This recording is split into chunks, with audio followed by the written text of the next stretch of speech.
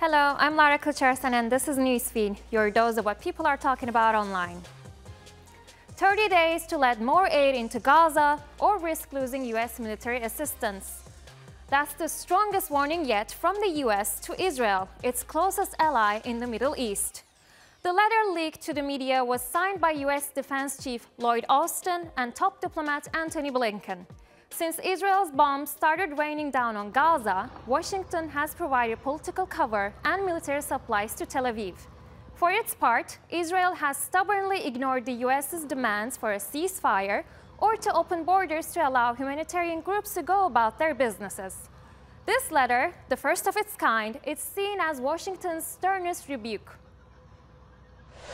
In a blistering letter, America laid out how Israel's in violation of U.S. law and what they must do to stay in compliance. Step 1, they must surge all forms of humanitarian aid into Gaza, allowing at minimum 350 trucks a day. And with that, they must allow residents to move inland before the winter. Step 2, ensure that the commercial corridors are functioning at full and continuous capacity, with Jordanian armed forces being allowed to enter Gaza, and they must be allowed to bring at least 50 to 100 trucks with them. And Step 3, end isolation of northern Gaza by ensuring there is no evacuation policy and allowing humanitarian organizations to reach the people. Israel must also come into compliance with the Red Cross and the United Nations, and the arms embargo will go into place on November 12th if Israel doesn't comply. And notably, at that time, we should know the results of the election by then, hopefully. And if Harris wins, Netanyahu will likely be forced to comply. Though if Trump wins, Netanyahu probably will just wait out Biden for the next 3 months before arms shipments resume.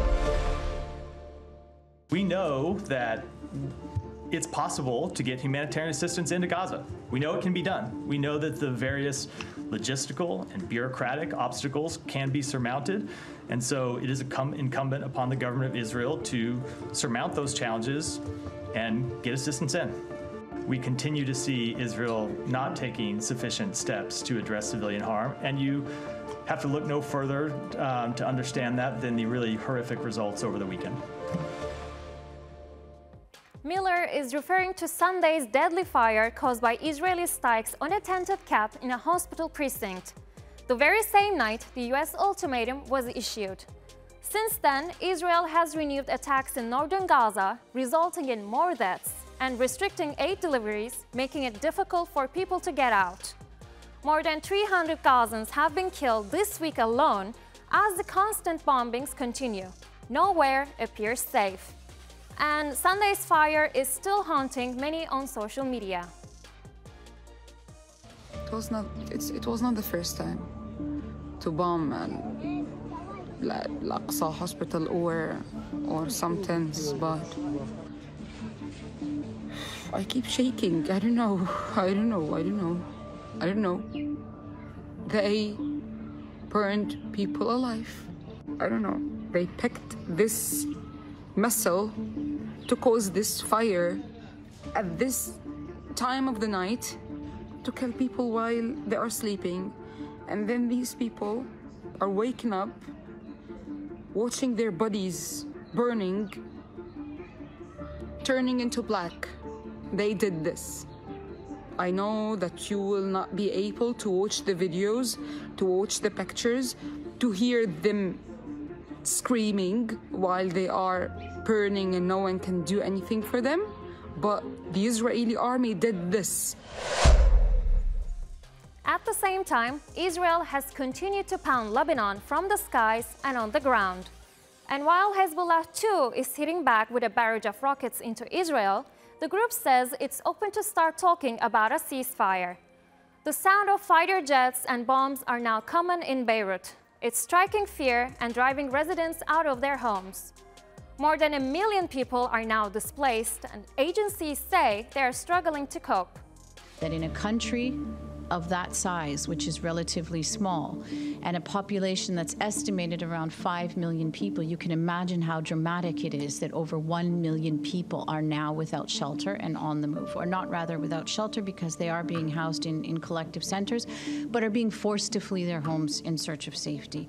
And Israeli airstrikes and Israeli evacuation orders continue to increase the areas impacted. So now that we have over 25% of the country under a direct Israeli military evacuation order. President Joe Biden has cautioned Israel not to attack Iranian nuclear sites or its oil and energy infrastructure, as any such attack would have global economic implications, with Israel pledging to retaliate after 180 Iranian ballistic missiles lit its skies on October 1st. The US has now given Tel Aviv its powerful THAAD, or Terminal High Altitude Area Defense Battery, along with soldiers who will operate the anti-missile system. Some are calling it a stalling tactic by the US to get Israel to delay their attack, while others think it's an indicator that Israel is going to escalate by hitting Iran's nuclear facilities. But either way, a key thing is that this specific missile system is the American crown jewel when it comes to missile defense. Right? It intercepts ballistic missiles via kinetic strikes in its terminal phase. And there are only 7 of them in the world and reportedly only 800 interceptors. And in the past, that has drawn protests from China when it was deployed in Korea under the belief that it voids mutually assured destruction. Powering AI is neither cheap nor energy efficient. Google has signed a deal with Kairos Power to use small nuclear reactors to meet its growing energy demands. These reactors will generate 500 megawatts of power. That's enough to supply around 400,000 homes. The big driver behind this deal is the huge energy needs of AI data centers. You know, when you ask AI a question, it takes 10 times the energy of a Google search to get your answer. That's right. Despite what tech companies like to claim, AI actually poses a huge threat to progress in fighting climate change. In 2 years, AI data centers may consume as much energy annually as Japan, all while slurping up billions of liters of fresh water, often in areas already facing shortages. Nuclear power is becoming more attractive to tech companies as they work to cut emissions while increasing energy use. This year, all 3 major tech companies, known as hyperscalers, have made significant energy moves. Last month, Microsoft agreed to restart the 3 Mile Island nuclear plant. And in March, Amazon announced plans to buy a nuclear-powered data center in Pennsylvania. Nuclear energy is nearly carbon-free and runs 24/7, making it a stable and a clean option for firms. But critics argue that nuclear power isn't risk-free and it creates radioactive waste that lasts for thousands of years. Unlike Microsoft and Amazon, Google's deal is more about developing new technology rather than using existing infrastructure. And since the technology is still in development, Google doesn't expect these reactors to power its data centers for at least a decade. Ever wondered why your social media posts aren't getting traction? And ruining your dreams of going viral, no matter how many followers you have? The rules and calculations are all wrapped up in what social media platforms call algorithms. They have fundamentally reshaped the nature of free speech, not necessarily by restricting what can be said, but by determining who gets to see what content online. When you log on to your favorite platform, algorithms follow your behavior to determine how your feed will look like. And for some, these same algorithms have either disrupted open discussions or made them internet sensations. Here are some tips. People don't understand how a social platform works. It doesn't matter if you have 100,000 followers or you have 10 followers. What happens every time you write something is a social platform feeds it to a small number of people. So it goes, we're going to show this to 25 people. Based on the ratio, based on the number of people in that small group that interact, if it is above the majority, we're going to show it to more people. It doesn't matter if you have 100K followers. 100K people aren't seeing your content. The only way that it's getting distributed is if the thing that you wrote keeps crossing the next threshold where the platform goes, this is worth being shown to more people, which means everyone's on a level playing field. You don't need a huge audience. It's just about the quality of what you're creating. I've been saying this. We are in an interest-based world, meaning if it checks off with that group of people, it moves on. And if it doesn't check off with those people, it doesn't continue to go. That's why it doesn't get many views. But if it keeps passing those checkpoints, that's how you have a viral video. It doesn't matter how big your audience is. What matters is the actual quality of the content you are creating. In 2024, many governments have ramped up efforts to regulate social media platforms to try to limit harmful content and disinformation, often driven by algorithms. Critics say it's more about restricting free speech and undermining the internet's original principles. Let's hear from some of them. Short video platform TikTok has been the center of geopolitical tensions between the US and China. In January, American lawmakers are expected to enforce a ban on the app unless the platform is sold by ByteDance, its Chinese parent company. X is back in Brazil after it was temporarily banned by authorities. The platform has been forced to appoint a legal representative in the country and block a list of accounts that the authorities accused of questioning the legitimacy of the country's last election. The EU, on the other hand, has introduced new rules on big tech companies such as Google and Meta. These companies face hefty fines if they fail to take action against deepfakes, fake accounts, and election interference. Social media is buzzing with the name Han Kang after she was awarded the Nobel Prize for Literature. Han is the first Asian woman and South Korean author to win the prestigious prize. The Nobel Committee praised her for confronting historical traumas and highlighting the fragility of life.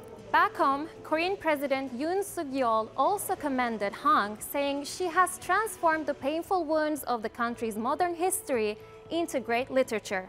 Han's work often explores historical events like the Gwangju and Jeju uprisings. She was blacklisted under former President Park Geun-hye's administration for addressing these popular risings, which are rarely discussed in public. Despite this, South Koreans are now rushing to bookstores to buy her work.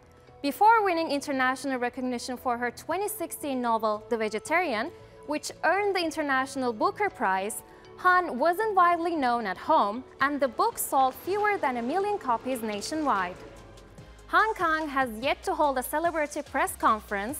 Her father, who is a well-known author in South Korea, hinted she might choose to stay out of the spotlight.